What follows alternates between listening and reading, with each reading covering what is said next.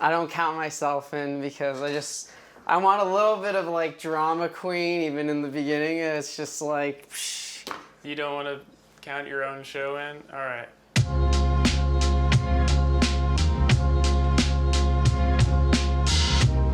5, 4, 3, 2, 1.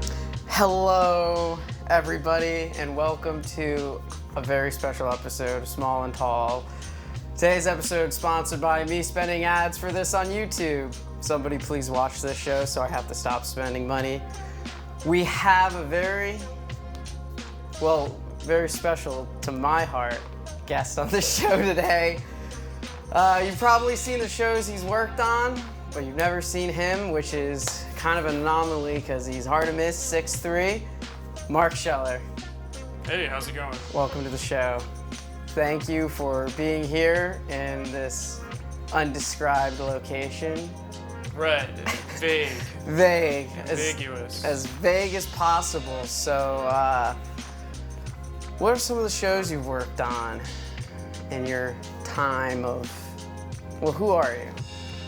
That's probably one of the questions I like being asked the least. Well, then let's get it out of the way first.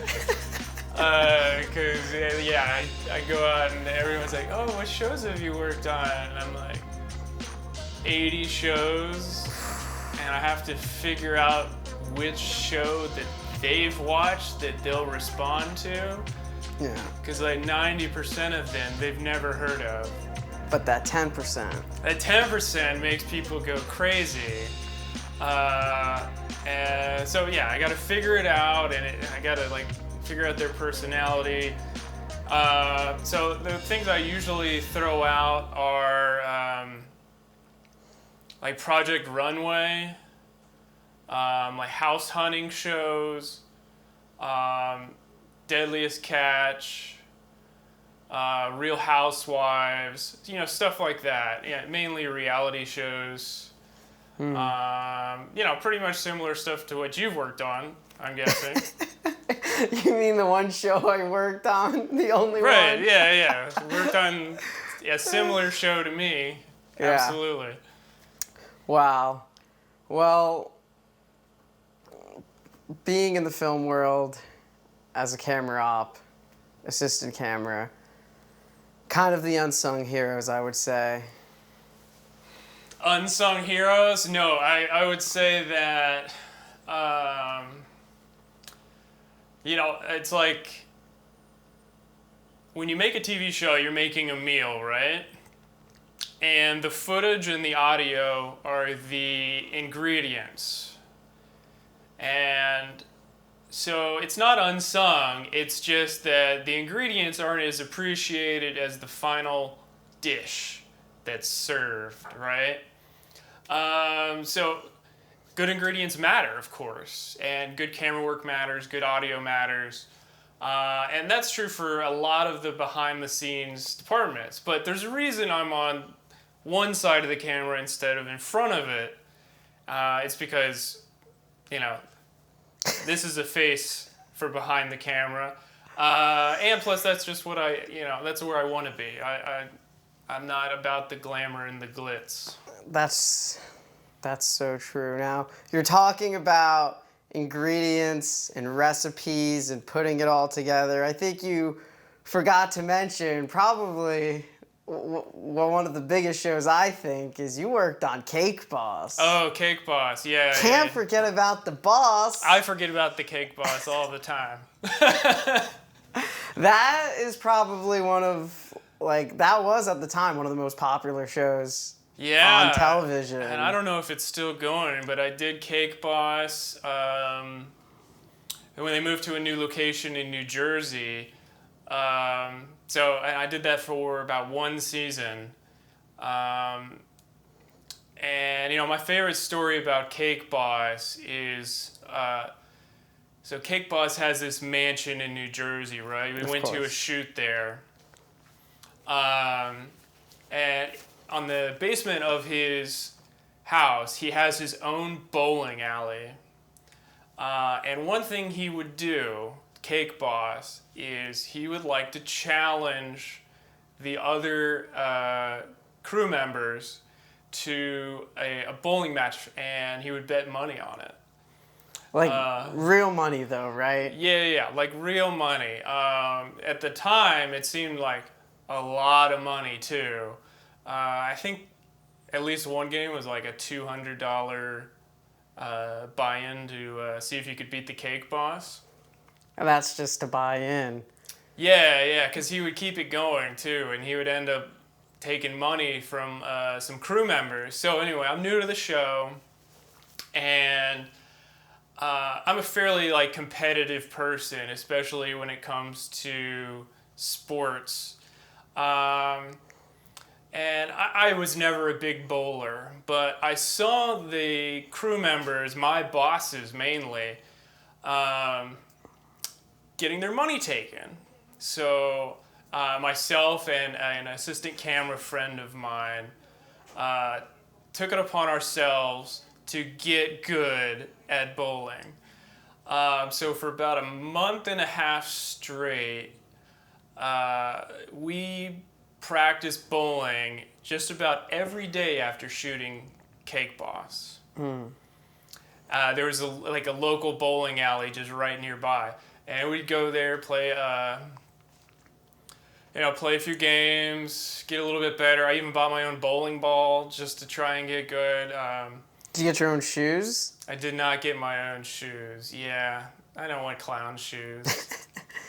I don't know. Have you ever bowled before? I've bowled before. Okay, you don't wanna wear those shoes any other time, and they're expensive. But if I was bowling every single day for a month, Right. I probably would, because wouldn't the rental of the shoes eventually just equal? I guess that was my same mindset for the bowling ball, but there's no prestige in bowling shoes. Having your own bowling ball, though, that's saying something about your passion. Yeah. And this was short-lived passion, because I practiced. I got pretty decent, I would say. And so next time we're at Cake Boss's house, we play, and well, anyway, I challenged Cake Boss to a bowling match. At this point, he has no idea who I am. I'm just some lowly, assistant to somebody. He might know their name. And I rolled the best game of my life, which was a 267. How many strikes is that? I think it was 8 strikes in a row.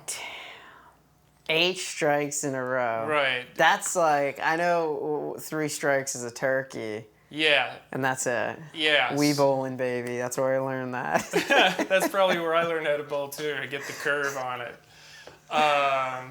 So I used his bowling ball on his lanes, and I ended up beating him by like 100 pins. How many lanes did he have? Was it just 2? 1? 2? 2 maybe, yeah. And so I ended up beating Cake Boss, and I didn't bet that much money because I didn't have that much money to bet. But there was a great moment beating Cake Boss in bowling. Yeah. And he knew my name the next day, which was pretty cool. So I got a little respect. Yeah, whenever the talent remembers your name, at least for me, it definitely fills me up with a little warmth, being like, maybe I am somebody in this world. In this world of 7.5 billion people. Cake Boss sounded great. I also don't know if the show's still on the air. I know he's got like this spin-off show with this other guy called Buddy vs. Stuff. Yeah, there's been plenty of spin-offs. He has his own production company that's constantly putting out shows. But I'm not that up to date with it. Yeah. Yeah, you said you have a voice for radio. A voice for radio. A face for radio. A face for radio. You say okay. you have a face for radio. Yeah. If I remember correctly, you were on the radio for a little bit, right? Yeah, I was on my college radio for a little bit, just playing indie rock jams. Yeah, I played indie rock jams, and the best moment was somebody called in, and I played at like 2 a.m. I expected 0 people to be listening, maybe 4 on a busy night, and somebody called in after I played my my greatest hits of indie rock of like 2006 or something like that. And somebody called in and said, "Dude, you are killing it." And I just put a smile on my face. Yeah, I was wondering if you ever had like a fan or two call in or contact you, because I was watching I think the season finale of Bob's Burgers, and I literally thought of you when a guy had his own radio station, but only like one person liked it, and it was Bob, and he was like, "Yeah, but he doesn't play anymore." And then he went to go find him just to tell him like, "You should be back on the radio because you played the best tunes," and they just don't play good tunes anymore on the radio. You don't think so? What do you think of my playlist? Well, I talked to John Eisman, who was on episode 6, and he works in the music label, and he asked me what I listened to, and I made the joke that my shaman was the one who gave me the playlist and most of my music. First of all, the shaman thing is really weird. Here he is, everybody, from episode 6, foreshadowed. If you it's kind of weird because I am the least spiritual person you are ever going to meet.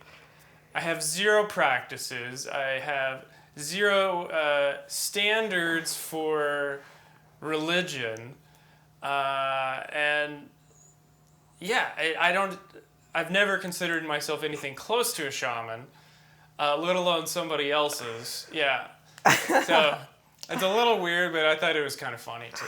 Well, if you kind of take away the religious part of it, I would say the reason I said that is not only because you helped my taste in music and at least culture to be away from these pop culture swines in today's society. No disrespect, but you gotta give some love to the indie, to the people who came out before them. I mean, you know me, I love Taylor Swift and Billie Eilish and all those new people. Who? But the reason I said shaman is because besides music, you've taught me a lot about life, like never to worry about anything, which is still something I need to apply to my daily life because God forbid if I'm ordering a meal or something and there's any type of distraction, my flow's completely ruined and there goes my order. Yeah, you getting flustered about ordering food gets me flustered because I just don't comprehend how anyone could get nervous about asking for a hamburger. But if you're taking a lot of advice from me, well, that's nice to hear, but you got to figure out life on your own too. And I wouldn't say I give even that good advice. I would just say I've been through more, or I've been through a lot. Yeah. So I know things that you're doing, and I've already done them, and I can just kind of give you the shortcut to getting through it, if that makes sense. Yeah. But yeah, don't worry about things, man. I try not to, but I'm from a worrisome family, so it just kind of, it seeps down. But I've realized, like you said, like I've been in some like pretty bad predicaments being out of state without any form of ID and having to fly somewhere. Yeah. Being stuck on a 3-lane highway in the middle of a snowstorm and your just car won't go because it's a Honda Civic, and why would you drive that in the snow? And during these times, especially the snow one, which was later, Okay. I realized that worrying just doesn't help. If you're in a situation that's not ideal, having negative emotions about it doesn't make it better. For example, if you're stuck in a snowstorm, one person could freak out that they're stuck in a snowstorm, right? The other person could be like, just accept that they're stuck in a snowstorm and make the best of it. Both people are stuck in a snowstorm, but one person is having a better time, right? Can we get a laugh track or something? Put in a sound effect for the love of God. Yeah. So, like, unfortunately, like, society and culture has conditioned us to have a fear reaction or a nervous reaction to a lot of elements of the world that aren't worthy of that biochemical response. Because those responses were developed to keep us alive. They were survival evolution aspect to human beings, which is fear keeps me alive, right? Mm-hmm. So if you're like, a lot of people, and myself included at sometimes, we have these fear reactions to just very minor things. And these fear reactions come out as stress, nervousness, anger, frustration, and they're not healthy, first of all, and they're not helpful, except in some situations where you just buckle down and get through it. But I don't know. So I used to be a very stressful person, and I kind of, sort of educated myself about controlling emotions, accepting emotions, but being able to move beyond them, and hopefully it makes me a little happier and healthier in the long run.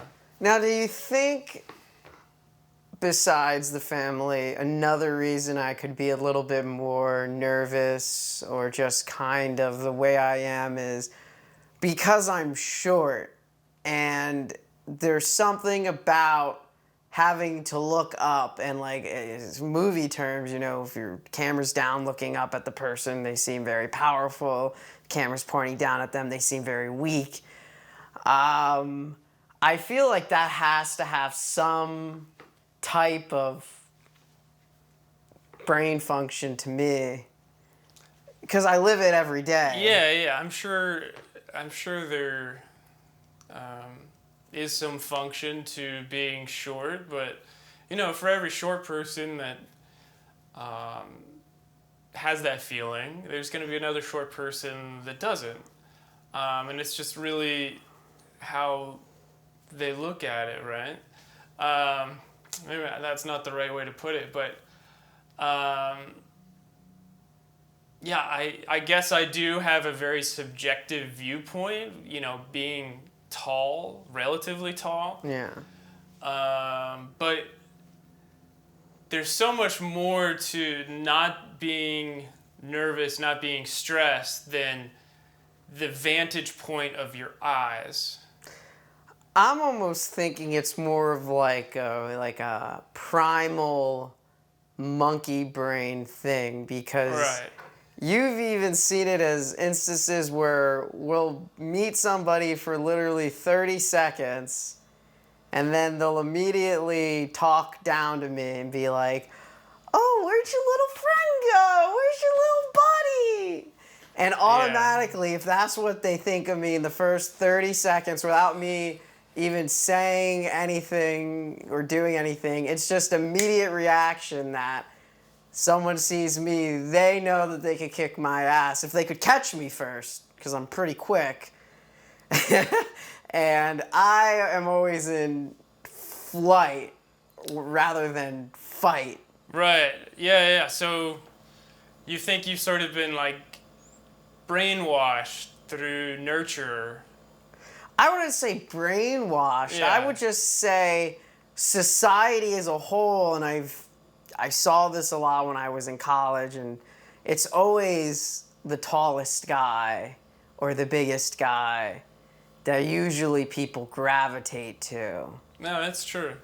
So you just feel like literally and figuratively people are looking down on you because of Absolutely. your height. I mean, I got asked what grade I was in just the other day. What grade are you in? I'm done with the grades. I'm done with them. I'm not going back. Yeah. Right, but you never have people asking to get things off of the top shelf either. That's true. You know, That's true. you don't have to have your legs jammed into the airplane seat in front of you. Stretch them out. Yeah. Stretch them out. You're not walking out of a plane like this because you're hitting the ceiling. Oh man, we gotta talk about flying here for a second. Okay. What is your like absolute worst flying experience on a plane? I think I talked about the one where I sat next to that crazy person and I almost got kicked off the flight. You were there for that, so you don't need to hear it again, but... Yeah. I had to almost step in there. Be like, listen, it's not as big of a deal as you all think this is. He's just nervous. He's not gonna cause a scene. They were totally gonna kick you off before they kicked off that crazy lady, though. I know! Yeah, so it's just a crazy older lady on. Unfortunately, like she seemed like she was on some meds and was having a rough time, and it was coming out in a way that made her seem unstable. You didn't want to sit next to that person. No, she was unstable. Yeah. With or without the meds that she was definitely on, she was just unstable. Somebody was probably waiting right outside the gate for her after she got off that flight, wherever she was going. That was tragic. Yeah, rightfully so. And you just said, can I get another seat? I don't want to sit next to this lady. And she was so out of her mind that she didn't even know that you were complaining about her. Sitting right there. And I'm just watching this whole thing. I'm kind of laughing. I would be laughing too. Because Josh, you being uncomfortable is so one of the greatest pleasures to watch. Because you will not escape from it. You will just sit there in discomfort indefinitely. And that is like its own film, is just watching you crack. Oh man, the worst part was that wasn't even her seat. That wasn't even her seat. Yeah, and she was so out of it. Even the flight attendant was like, no, you just keep that seat, lady. Yeah. Right next to you. Right next to me. I had something similar. Like, I was on a 3-seater row, right? And unfortunately, there's a space in the middle.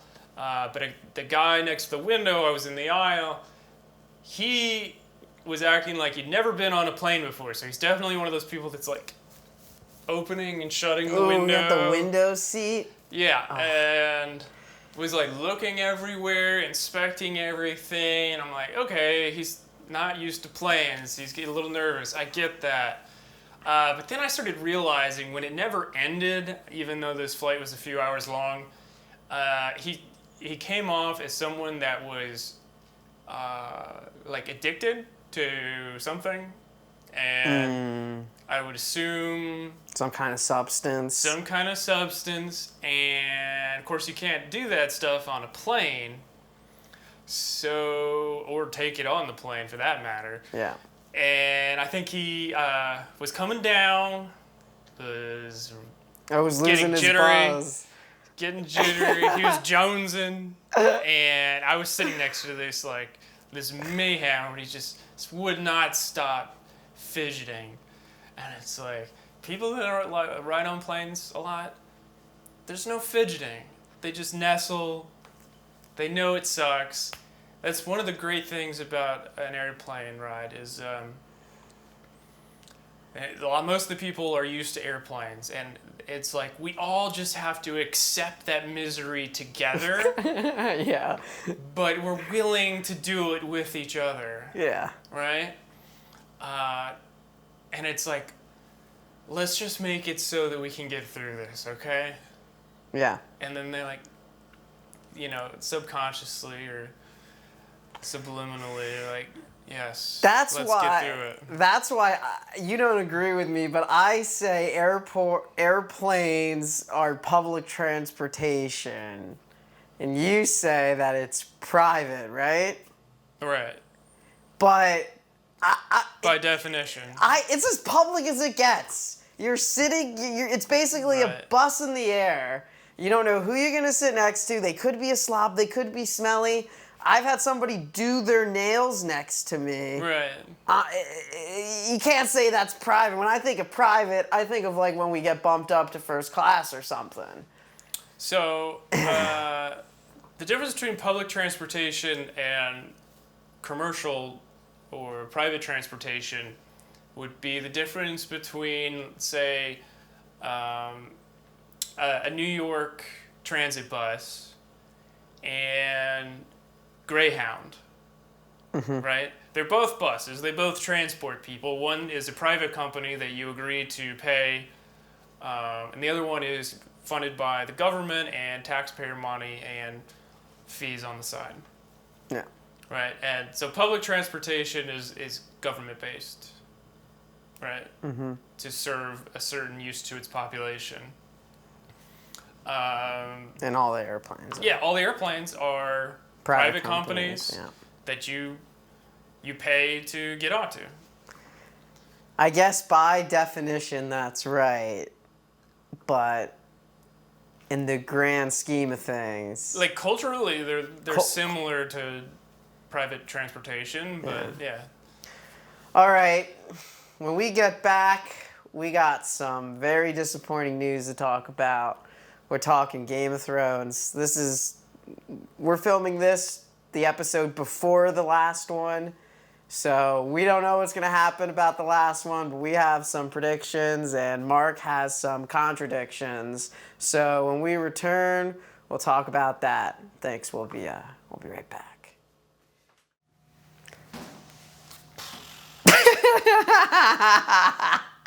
Well, welcome back, everybody. Welcome back to the Small and Tall podcast. She has gone mad. I knew this was coming all season. Spoiler alert for Game of Thrones Season 8, Episodes 1 through 5, coming up at you. She's gone mad. Mark, you were so against this inevitable theory that everybody knew that was going to happen, which is like father, like son, like daughter. The Mad King burn them all. She literally burnt them all. Mm-hmm. You're going mad. I'm going mad because finally one of my Game of Thrones predictions came right, because I said on the show before that Bran is obviously the Night King, the Ice King, the bringer of the long night. Okay. But he's not, unless they're going to just throw something at the last, which they're not. And I also was like, Daenerys is going to go mad because the whole entire show, they said she's not like her father. They said in the behind the scenes, we're gonna write this character. She's got some Targaryen in her, but she's not. And the whole just like she's not. And just the way the show has been going, I kind of pieced it together where it's like, oh, they're saying one thing, but they really mean the other. Mm-hmm. How did you feel for the 110 minutes of nothing but pyro effects? And great cinematography and all that stuff. As far as the Mad Queen theory, when it comes to the show, I never said it was impossible. I said it's not the route they're going. Now, of course, I've been proven wrong. But let me say that the reason I'm wrong isn't because I didn't read the tea leaves. The reason I'm wrong is that they forced a character change in Daenerys with very little explanation and very little time for it to make sense. Her dramatic change in character from essentially the hero of the story, who has always been against the small people of the world suffering, has been freeing slaves, has been rescuing people from horrible lives, her entire story. And in the course of 40 minutes of television time, they've ruined that character and changed her arc completely. Now, if they had put more effort into it, if they had made her dramatic change an earned change, I would accept it. But I find the writing and her character change to be lazy,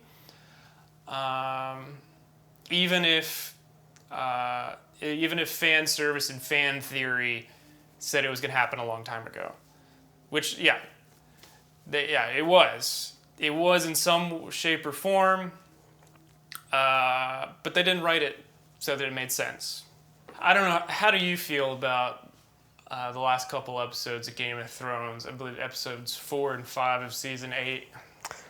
Well, it started off, the whole season, I think, started off on a pretty good foot, but I knew something was up when I watched the first episode, and there was about 8 minutes of Jon Snow and Dany just flying on the dragons, like, cool. But when I saw that, I was like, is this what this season's gonna be? The writers of the show going on Reddit and reading everybody's theories and then making them come true because they're giving the fans what they want when the fans don't know what they want. They want the unexpected. Yeah. And if we can expect everything, then this is not the show that we want, or that we did want.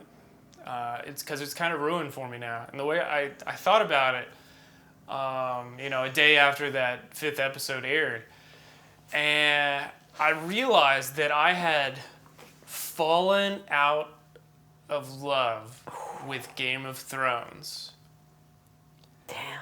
And it was almost worse than hating it, because episode 4 aired, and I saw where they were going with Daenerys, and I knew how poor the writing was to get it to that point.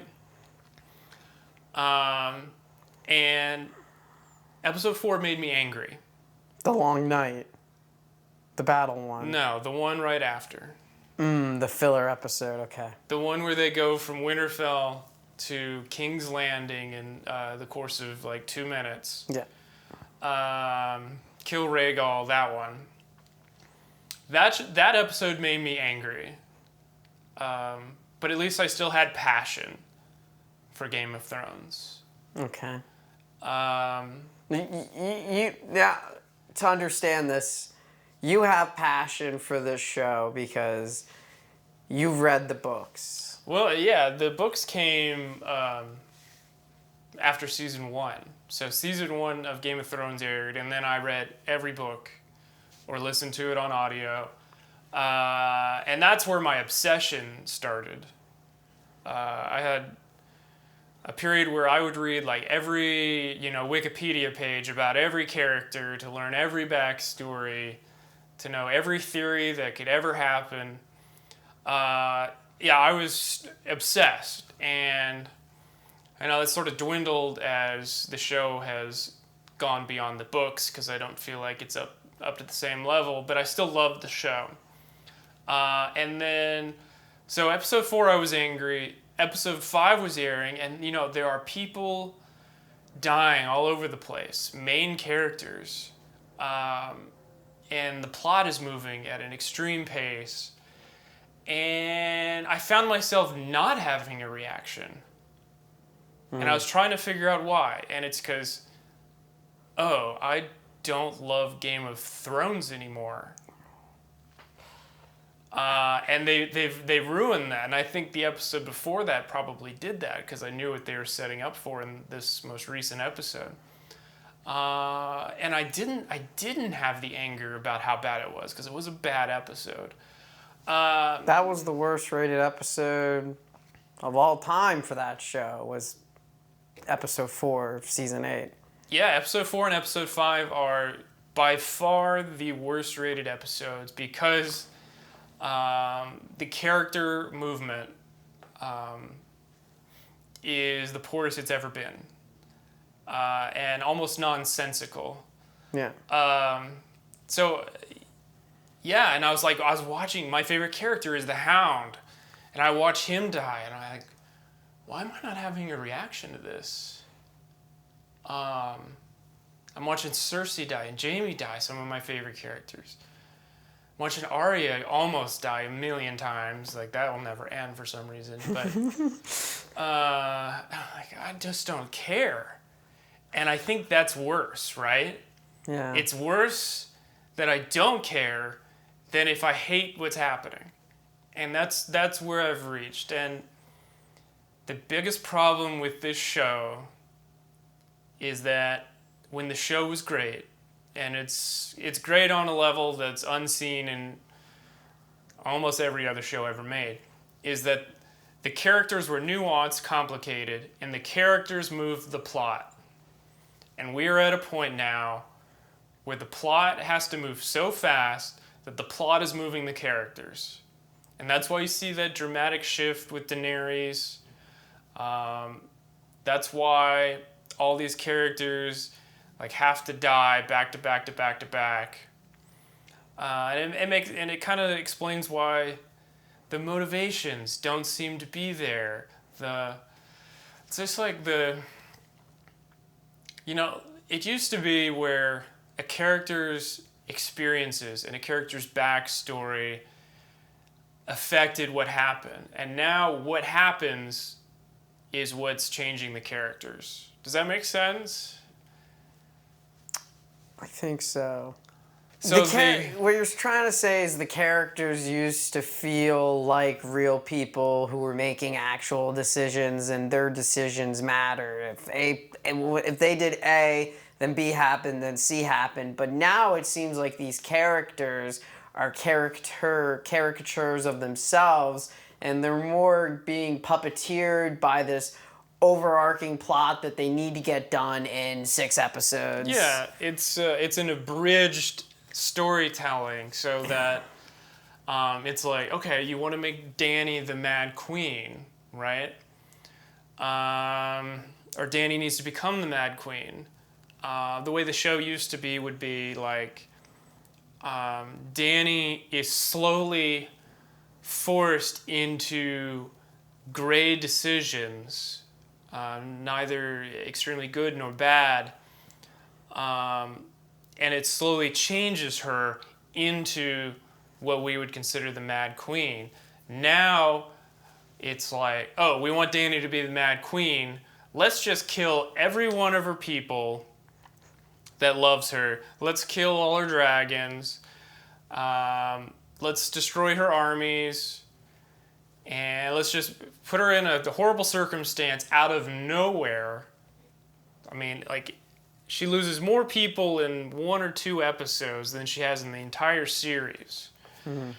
And then let's just say that she snaps mad after that. And they didn't earn the Mad Queen.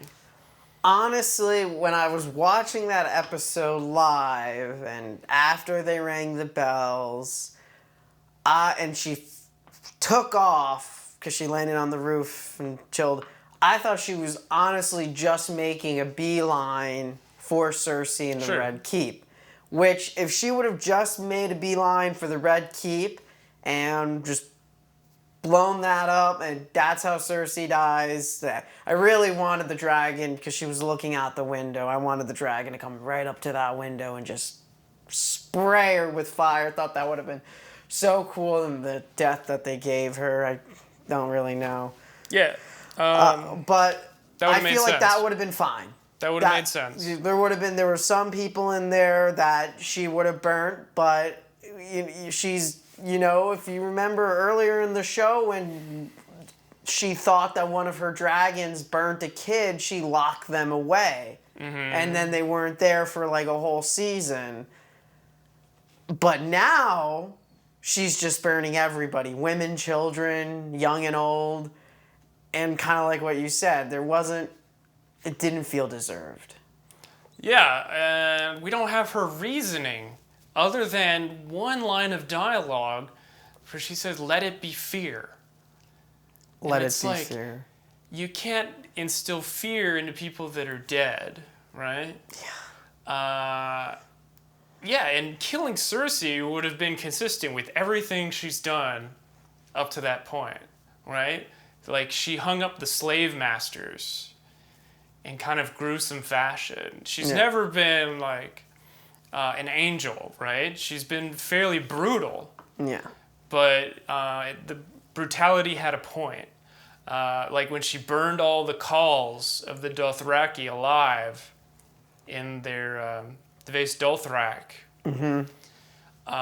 She did it. She didn't kill all the other Dothraki or kill the other Dothraki up to a point to where everyone else bowed down to her. She only kills the people, at the tip of the spear.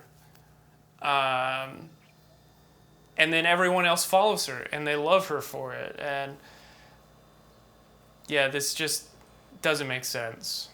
So moving on Yeah. from the previous episodes, let's wrap it up with final predictions for the season finale and see if they come true. So from where I see the story going from last episode, without reading any of the leaks or anything online, this is coming purely from my speculation, and I'm pretty sure you'll agree with me, is Jon has to kill Dany now because he's seen the destruction that she's done and that she's not fit to rule, even if she's just ruling over the ashes, which will make him, be able to sit on the throne. But as he said before, he doesn't want it, so he's probably gonna give it to his sister. But I can also see her, Sansa, being like, I just want to rule Winterfell. I just want to live here. Yeah. This is where I grew up. Because she seems like she'll be one of those people.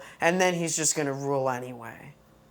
And that's how it ends. Or maybe he'll give it to Tyrion if he makes it out alive. I know he's got top billing, so he's probably going to want to die because that's the way you go out on the last season. You die. Yeah. I don't know exactly what's going to happen. I have what I want to happen, though. And what I want to happen is for them to fix what they've done the last couple episodes.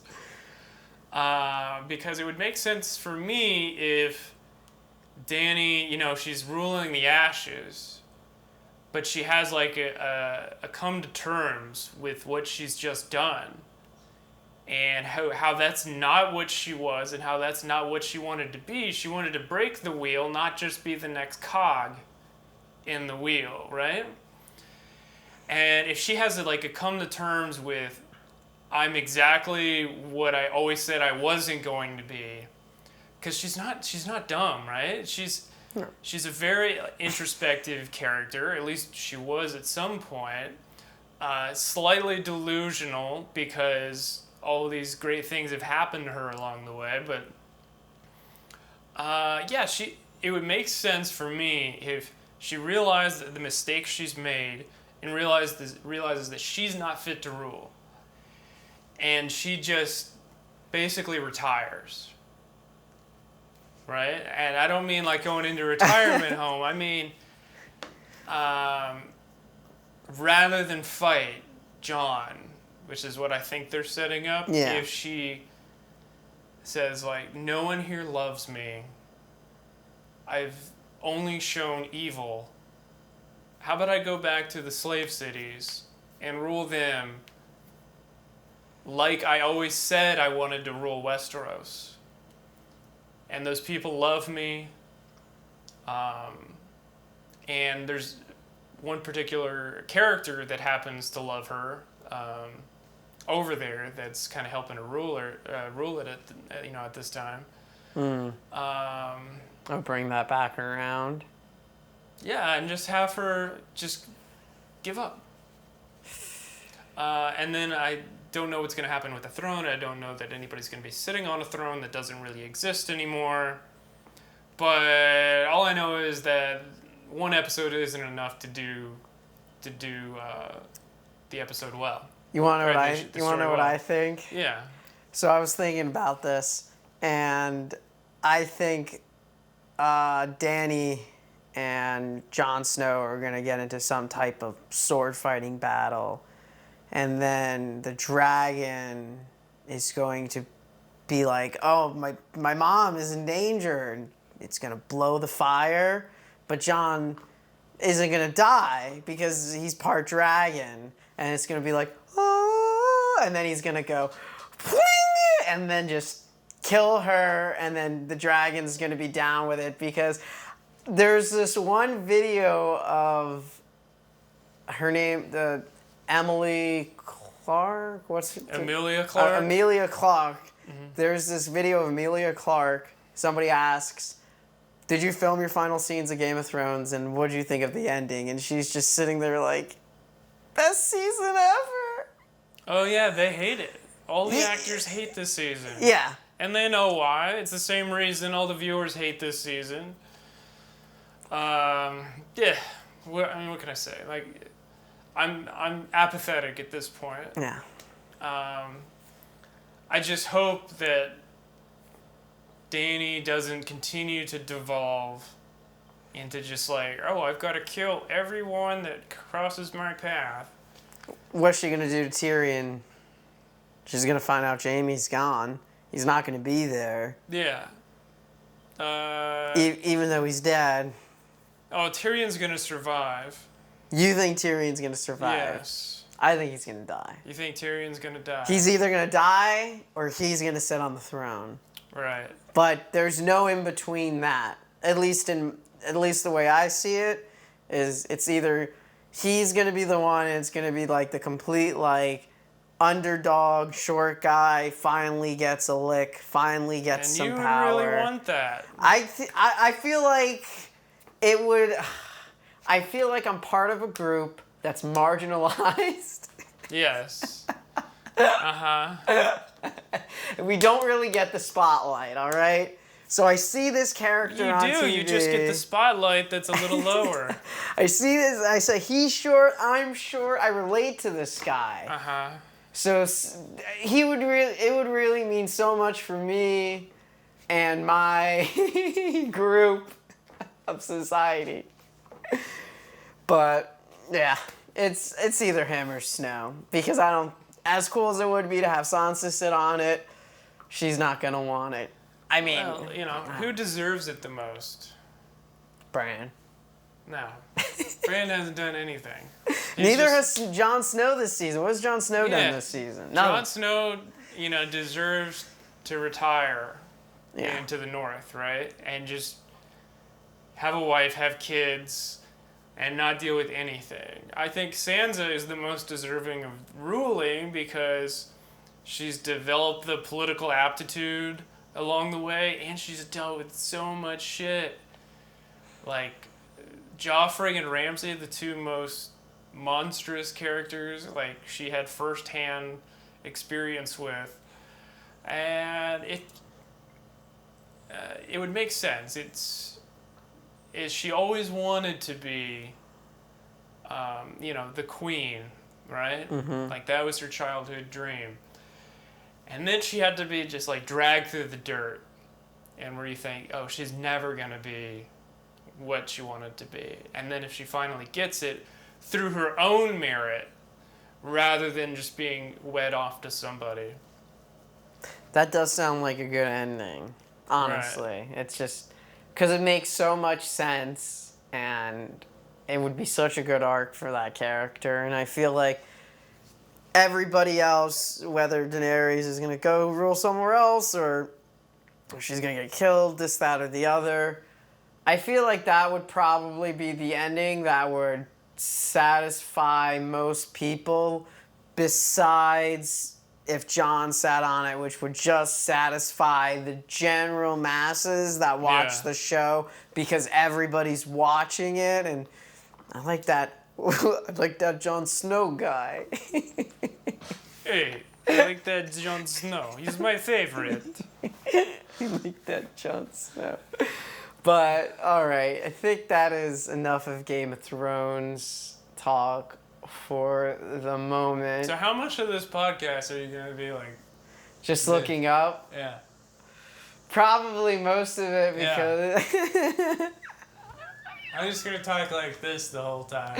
Is it really that bad? Have I been doing this like a lot? Yeah. Damn. Yeah. But now you're not the only one. Now I'm not the only one putting my head up on the chair.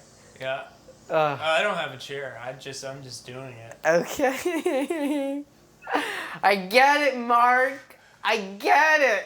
I'm doing it as I'm saying it. I get it, Mark. I get it. I'm just making eye contact for someone for so long is really intense. Yeah, we're going full circle to like the first conversation, which is you just being unreasonably nervous about things. It's not like just You're literally just looking at a piece of tissue that's attached to someone's head. And it's like, yeah, there's a little more to it than that, but like, if you think about it, not much. Oh, man. This is rough. This is rough. Yeah. No, I'm just joking. Well, all right. Well, then I guess we'll go to a break, and when we come back, we'll show Mark some videos in a new segment I like to call Showing the Guest Some Videos. Mark doesn't use social media, so he's probably never seen any of these, even though they're not like that popular. There's like a classic and then a couple. You know a lot about. You're the man that says you know a lot about a little, so you could probably get a feel for the people in this video. No, I know a little bit about a lot. Oh, did I say it backwards? Yeah. Yeah. Doesn't matter. It does matter. You know a little about a lot. You know a little about a little. Wait. You know a lot about a little. No. I know a lot. I got it. Still don't get it. I have to like get into my Mark character to do it right. So, you see, I'm one of those guys that knows a little about a lot. And for me... That's Barack Obama, dude. That's not me. Well, Yeah, a little about a lot. Not a lot about a little. A lot about a little. That's probably me. I know a lot about like a couple things. Like... Yeah, like the Paul brothers. Oh, I don't know anything about them. No more than I ever will. But if you do want to, I kind of was going to quickly throw this in there before about how in today's society everyone's letting their emotions control them and they're not controlling their own emotions. Sure. The biggest, drama right now on YouTube is someone has lost 3 million subscribers. That's 3 million in like the matter of 3 days. So that's 3 million people all coming together and unsubscribing. You don't care, but this is like it's the fastest it's the fastest anyone's ever lost subscribers Because of emotions. So basically, to give you the most Spark Notes version of it is there's this big YouTuber right now called James Charles, or I guess he was the biggest YouTuber, who has a friend who makes vitamin pills, and he did a sponsorship with a competitor to her brand, even though they're really close friends. So she took it as offense and then made this 40-minute video on why that person's a bad person, and she piled it on. It was more than just that. It was a gay guy, James Charles is a gay guy, but he only likes straight dudes. So she went off on this whole tangent how it's not okay for gay guys to try to turn straight dudes gay with their money, power, and fame.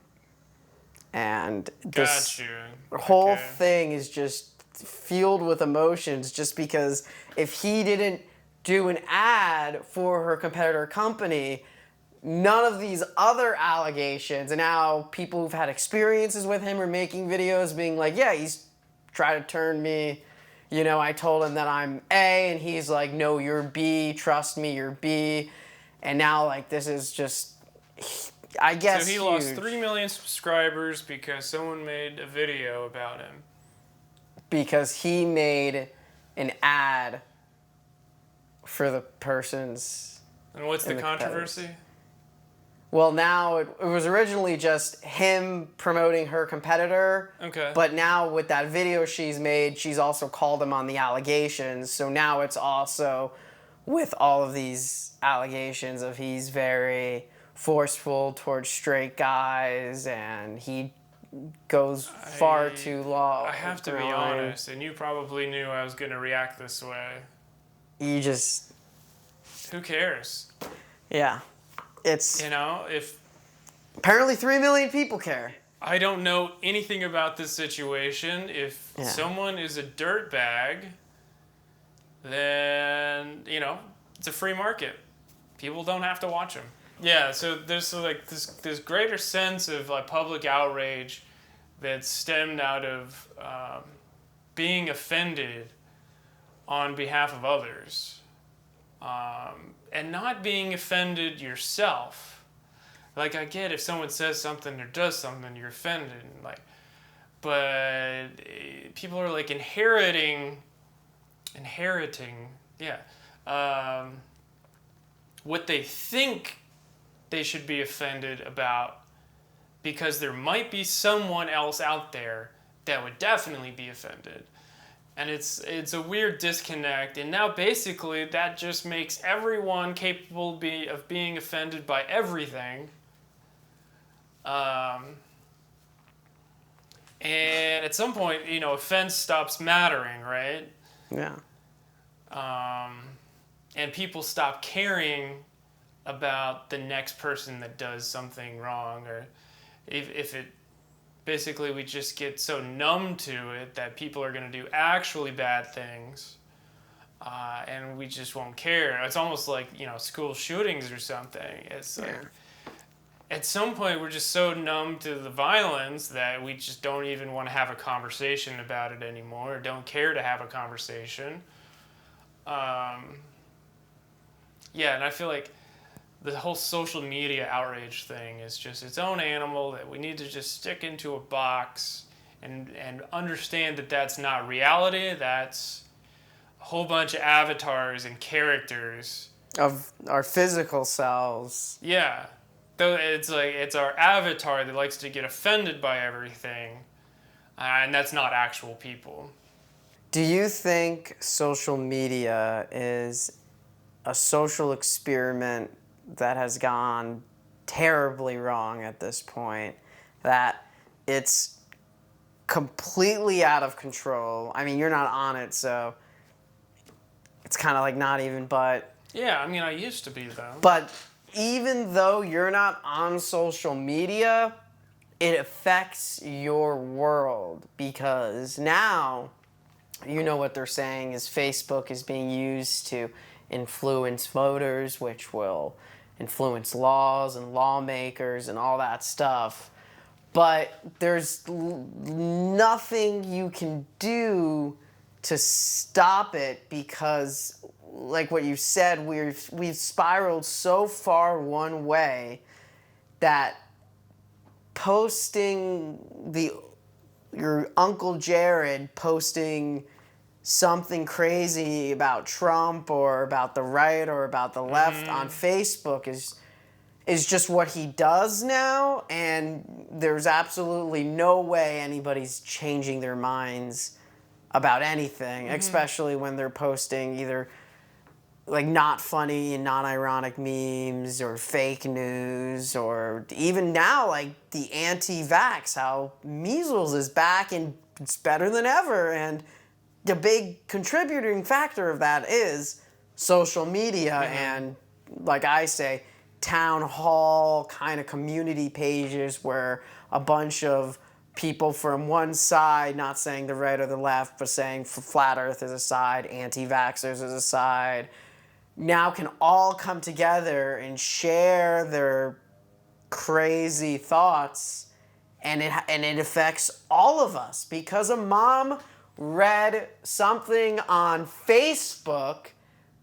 She's not going to vaccinate her kid, which, let's say you have a kid, now your kid is in risk because her kid... No, my kid's not at risk because my kid got vaccinated. But let's just say yours isn't old enough to get vaccinated yet. Now you can't, you are in fear of taking your kid anywhere, to the park or to some kid-friendly place, because you're so worried that if you live in an area where the measles are, you don't want your kid to get affected because he can't even take the vaccine yet. Right, yeah.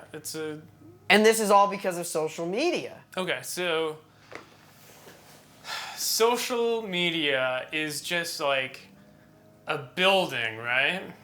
And you can judge a building based on its structure, how it looks, its accessibility. But how you really judge a building is what's going on inside. What are the people doing, right? So, I don't hold, the social media programs responsible. I hold the people that are inside of it and using it responsible. Because, the person that decides, I'm not going to vaccinate my kids because of social media, they've basically assumed incorrectly that social media is a place where, true information is given, rather than the reality, which is it's just a whole bunch of people saying a bunch of stuff, right? So I think it's a personal responsibility to know what is true, or it's a personal responsibility to know that what you're reading may or may not be true. It's not the site's responsibility.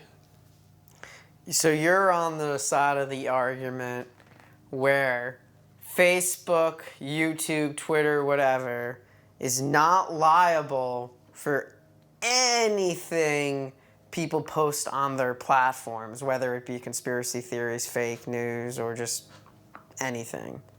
They're not responsible? Well, as far as conspiracy theories and fake news, no, because what if it's just for entertainment value? But it... Right, yeah. right. So, but they shouldn't be responsible for somebody believing entertainment. Like, if someone were to think Game of Thrones is real, right? Mm-hmm. And decided to make a sword and go out and capture a throne, the show wouldn't be responsible.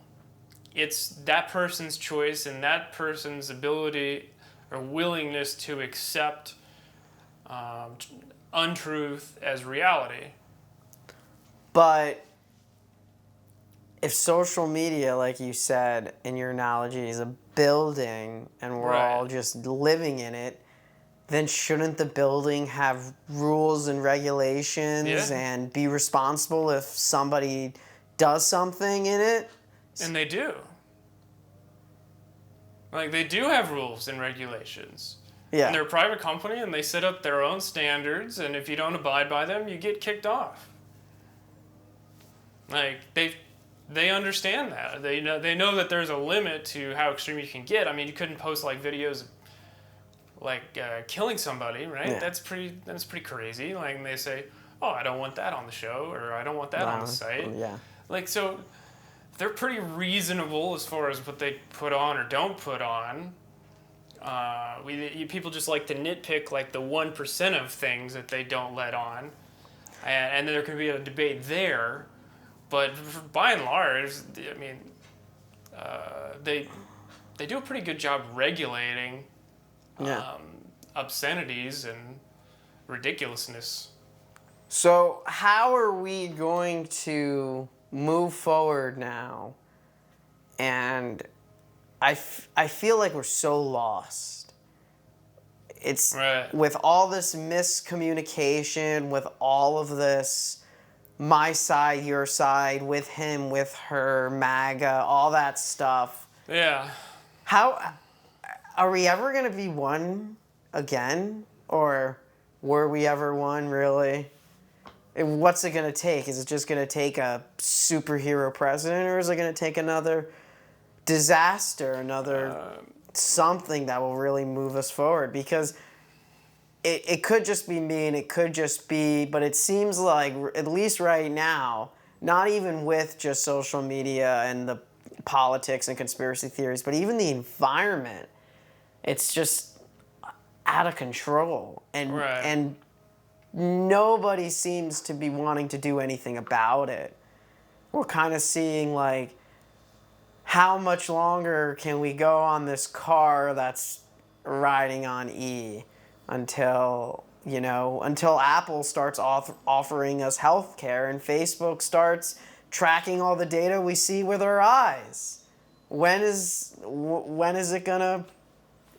Well, historically, I feel like divisiveness among political parties or cultural groups tends to go away in times of war, right? And I'm not saying that as a positive or a negative. It's just what happens. We tend to unite when we face a common foe. Unfortunately, or fortunately, we have reached an era where we avoid war, or open war, right? Yeah. We got this whole thing in the Middle East that's like a pseudo-perpetual war that, don't want to get into that, but And then the trade war. we don't really have an enemy, right? Yeah. To unite against. And I think that is on top of just how much hatred there is among the two sides, that I feel like our lack of a common enemy has allowed the divisiveness to split us further apart over a greater period of time. For example, after 9/11, we were more united than we are now, right? I would say so. And it's unfortunate that what brings us together is horrible things, but I feel like that is the case a lot of the time. So what would I find? What would bring us together? I feel like not much. We're too far gone. I feel, yeah, we're kind of beyond the semblance of civility where we can have rational conversation. That's what I'm trying to. The whole thing I was trying to get at, and I can talk. I can set it up. I can set it up. But I need to take it home, and that's what I'm trying to get at. Is the days of rational thinking and rational conversations is I see something on Facebook and I think maybe this isn't true. Do you think this is just something that we'll learn in time as the younger people now, as the young know that not everything on Facebook is real, but maybe the older people still are a little bit disillusioned? Right. Do you think that's just these people need to die or get off social media, and then these younger groups of people need to actually do something with activism and not just be controlled by their emotions and just do something greater? Because we are kind of in this gray area, me and you more than me, of kind of like self-awareness that we kind of like know that everything on social media is bad, but we're not really doing anything about it. Such as the young people, or at least it seems like they're trying to. Well, maybe you could point out how they're trying to, because I'm not aware of it. And I feel like there are certain generations that are certainly influenced more than others. But I don't necessarily know that it's like old versus young, because, while old people have less experienced with technology to know that maybe what they're reading isn't truth. Young people, on the other hand, will grow up in a world where most of their information comes from social media. The older generation, they don't have a lesser understanding of what social media is, so they're more easily influenced by what's put on it than the younger generations. But the younger generations are sort of submerged in social media, and that's where they'll get most of their information, even if their ability to discern what's good or bad information might be superior to the older generation. So I think they're both sort of screwed. The new generation's screwed and the older generation's screwed is what you're saying. Right, and kind of back to my other point, they're screwing themselves. People need to be educated to know how to observe something and being put in front of them, and to accept it or not. And it's a tough education, but in this age where you can read anything about anything, the best skill you can have in that world is being able to dissect it. And you have some coffee behind your head. I don't know if you want to get rid of that. Fair Coffee. Go buy it. Today's podcast presented by Today's podcast Farrah Coffee. is brought to you by Fair Coffee. Roast in Austin, signature roast. I bought it because it had a frog on it, and I was at Whole Foods, and I was thinking, where can I buy some local coffee? Yeah. You know, and I was originally gonna buy it at where I got, but there was Mexican coffee. And that's got cinnamon in it. And I was like, do I want that every day? That's some good stuff. You mix that with tequila. I know, but do I want that? Ooh. Do I want to make cinnamon coffee every day in my cold brew? Or do I just want freedom? Both? Well, Freedom! I chose freedom. Okay. All right? I chose the tree frog. Oh, I have a question for you.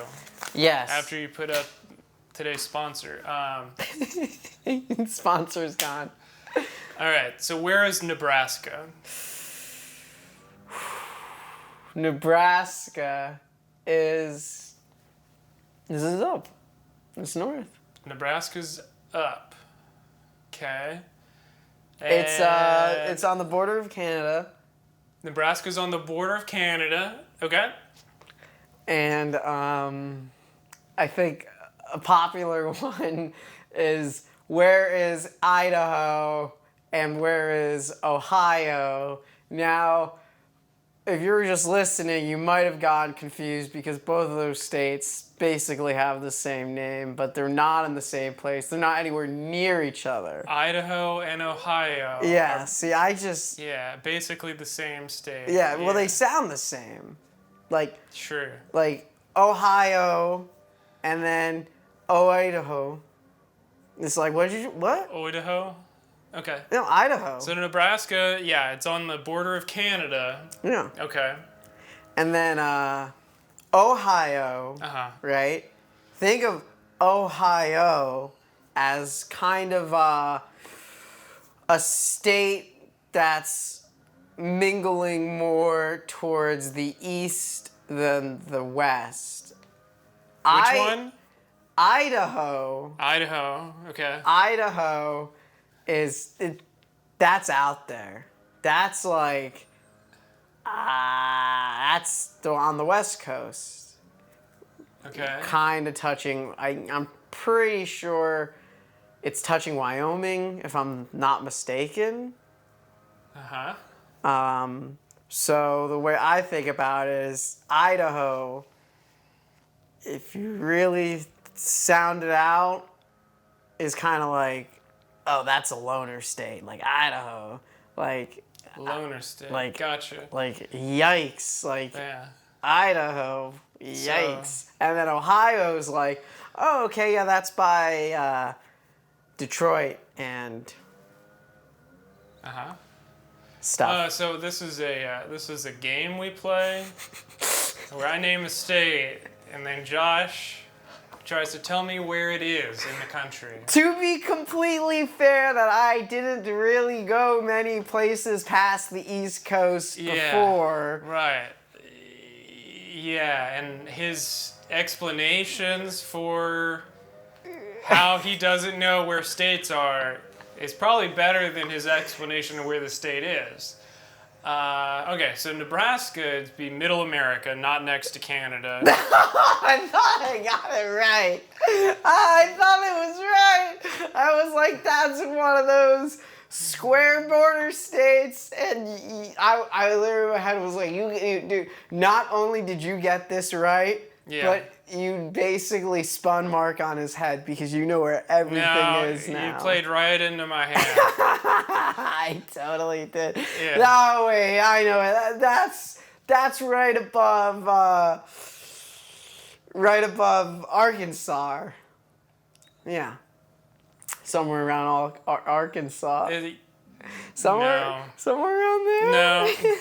Right above Arkansas, I believe, would be Missouri. Yeah. So Nebraska, I think, is right above Kansas, or right next to Kansas. Yeah. And it would be probably about 3 states down from the border of Canada. Still pretty cold, but yeah. Not exactly near Canada. Yikes. Yeah. You're pretty close on Idaho. I question if you know where Ohio is, but if we're going back to preschool, the man in the middle of the country, it's if this is his face and this is the chef hat, Idaho's like right here. Right here. I don't remember these preschool things. But, okay, so Idaho would be next to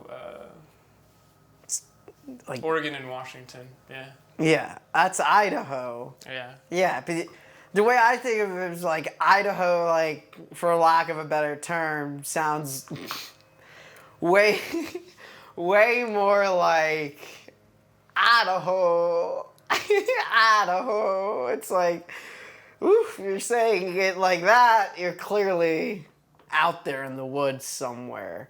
When Ohio is like, okay, it sounds like a more civilized state that's probably closer to something. Unlike civilized state. Unlike, not like civilized. I don't mean it like that. I'm not saying the people of Idaho aren't civilized. I'm just saying that the people in Ohio are closer to civilization. Gotcha. All right? We got some videos for you to watch. To close out the show. One of them is just a random one I found. One of them is one of my favorite videos, one of the funniest videos, I think. And then the other one is a little game I like to play, What is Worse? So we'll start with the first one. It better not be vertical video. I hate vertical video. Not this first one, but check it out. And it will play along on the screen too, in case anyone was concerned they couldn't see the MacBook. So you're playing this at the same time? Yeah.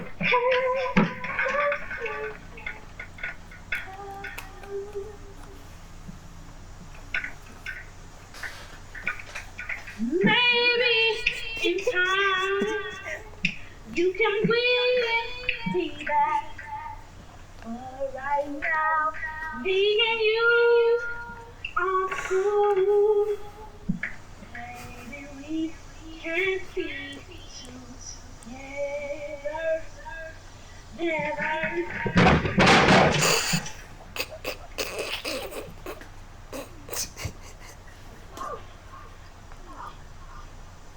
Oh my god.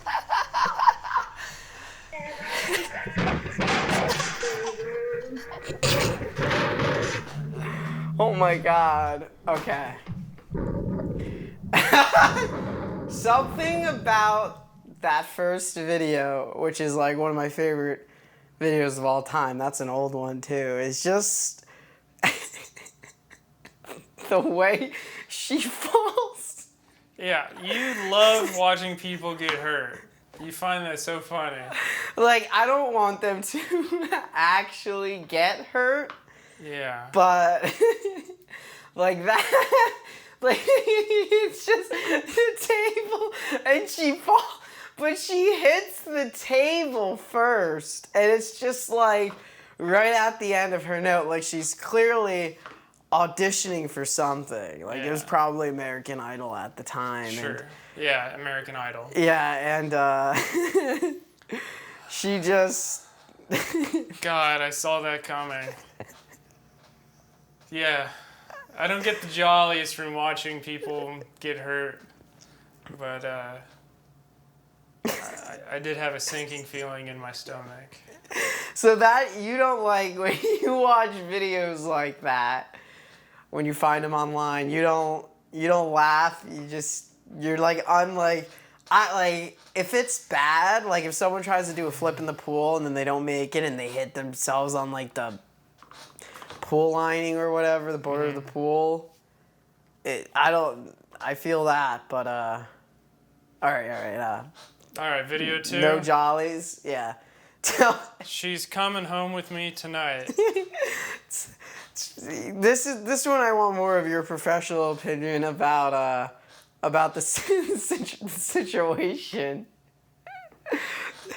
I'm noticing a trend with these videos you're picking too. No, don't worry. The trend is the last one's different. The last one's Okay. Like, typical Josh. Jesus.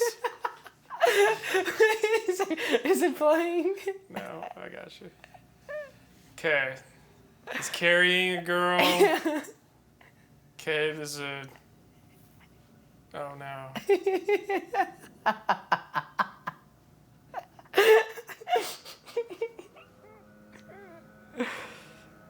Oh!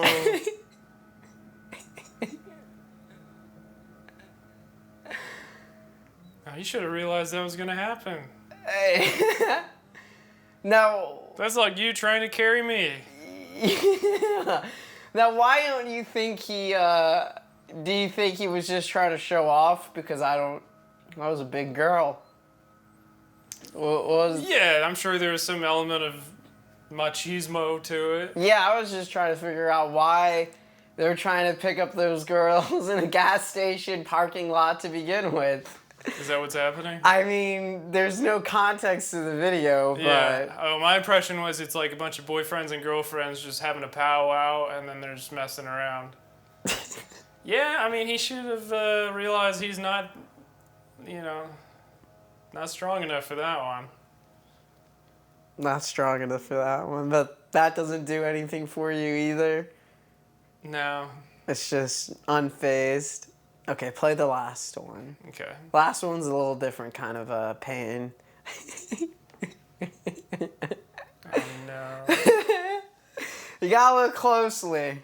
It's a low quality video.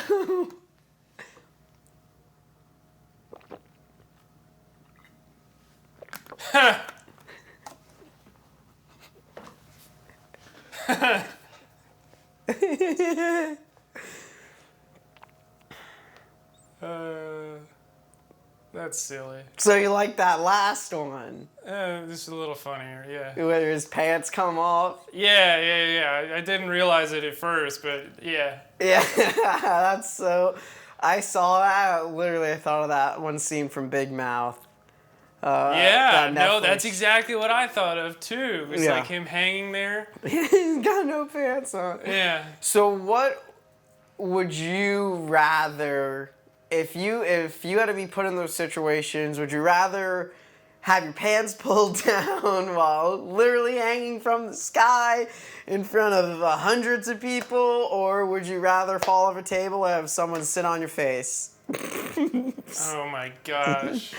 Which one would you want? Is that the game? Which would I rather? Yeah, which would you rather? Think now, if you pick the first one, you're now forever in internet history as. All these people are forever in internet history. Yeah, those other two aren't as popular. That first one though was real big when it first came out. Like everybody watched it. I'm pretty sure it's been memed and parodied on actual television and such.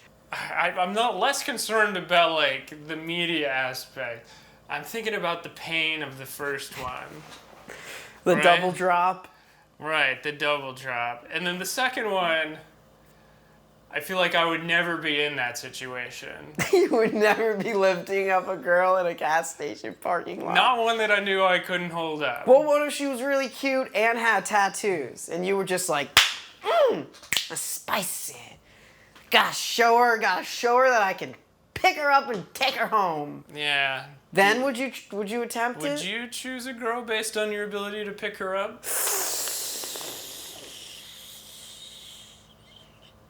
Me personally, no. No. No, But then again, not a factor. But here's the difference between that is, for me, it's very much more of whatever I can get, I'll take it. Gotcha. For you, you can choose. Yeah, like someone I could pick up. Yeah. So, I don't know, I would be in that situation. Okay. All right? Because you wouldn't fall over. The third one would be unfortunate. I'd get over it in like a day or two, I feel like, and be whatever, you know. So yeah, I'd go with 2. I'd go with the second one because I don't feel like it would ever happen, but you know. Now, is it because you're unfallable? Infallible? Yeah, I don't fall. Never fell your whole life.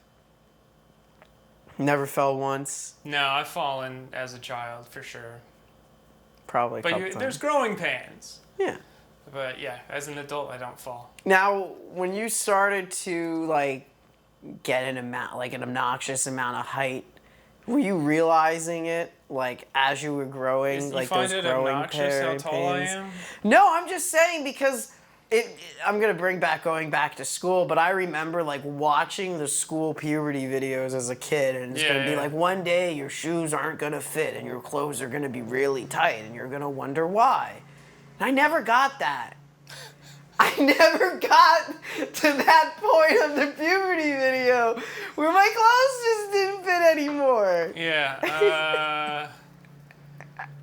You know what? I never had growing like the growth spurt where I was awkward. Yeah. It always felt normal, but it happened very quickly. Like I was 6'1" as a freshman in high school, so I like got it all out of the way in middle school. Damn, that's so much accelerated growth from the ages of 10 to 14 if you start freshman as a 14-year-old, just growing to 6 feet. God damn. Yeah, I was always tall. You're probably just as tall as me when you were 10. You're probably one of those. I was taller. I've met a couple. Like when I was 10? Yeah. They usually pass me by like definitely 12. That's 5th grade. I was definitely taller than you in 5th grade. Damn. So I'm starting to appreciate that other people have a certain reaction within themselves when they're around me because I'm taller, which a lot of my life had never occurred to me other than on a basketball court. And that a lot of people have hang-ups about their height because I guess it's never something I've had to deal with. But yeah, I guess it's understandable. Like, unfortunately, I'm in like, unfortunately for my ability to understand and empathize with people of different height, I'm at the height where I'm neither abnormally tall, like where I'm freakishly tall, and I'm not average, so I'm like in that sweet spot where people aren't freaked out by me. I'm freaked out by you. Yeah, but that's because I'm like 2 heads taller. I remember last week, this tree just kept on reminding me of you. Like, Tree. every time I saw this tree in the corner of my eye, I thought it was you just standing over there. And I was like, oh, it's Mark. But it wasn't. You shouldn't be afraid of me. I don't know. I'm just afraid of people falling onto me. Like, big people like you, like, if you fall onto me, like, I'm gonna get seriously hurt. Oh, we've already been over. I don't fall. I know you don't fall, but I'm just saying everybody else is just Yeah, everyone's just like a leaning tree just waiting to fall on top of you. Yeah, man. This is another one of your just abnormal neuroses and fears that make no sense. You want to know another one that I've just kind of been freaking out about? Is just randomly going blind. Just like all of a sudden, like the eyes just stop working. That's a good question. If you had to lose sight, hearing, or touch, which would you lose? If I lose touch, do I no longer feel pain? Let's say no. Or let's say that you still feel pain, because pain isn't necessarily the same as touch. Can't lose smell. And everyone would pick smell. Everyone would pick taste. Taste and smell are kind of two of the same. Sure. Can't taste without smelling, can't smell without tasting. I don't think that's right. I would lose... Yeah, it's basically a Nebraska statement.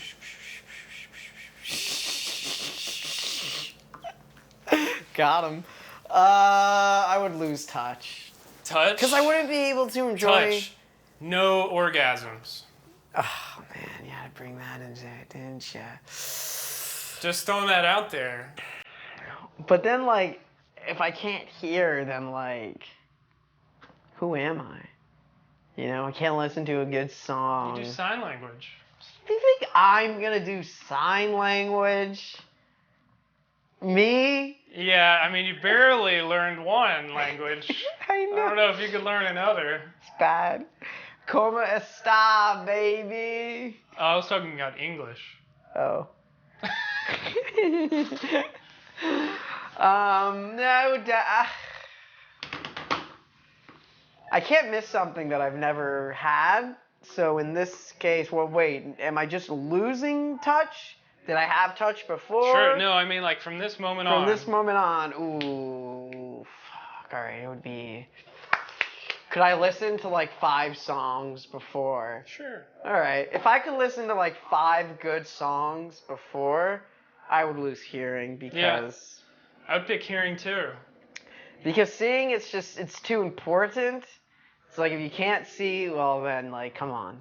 Yeah, like, you're missing the world. Yeah, and then then you're just a burden. I mean, I'm not saying blind people are a burden on society, but they're definitely a burden on everybody around them. No. You shouldn't think of it that way. You should think of it as it's a burden on the people that have it.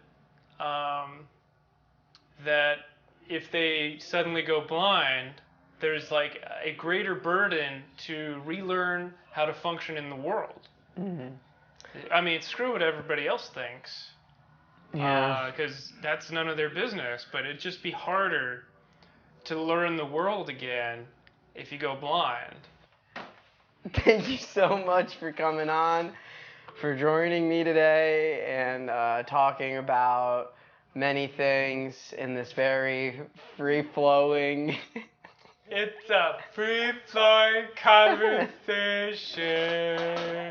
It's a free-flowing conversation where I forget that I'm me and I think I'm the other person. Yeah. Mm-hmm. What would you diagnose that as? Vampirism. Vampirism. Good word. Good word. Well, everybody, thanks for watching. Thank you for having me. Thanks for watching. Thank you for having me. Thanks for watching. Don't forget to like and subscribe, and What does that mean? it's a YouTube thing. Oh, okay.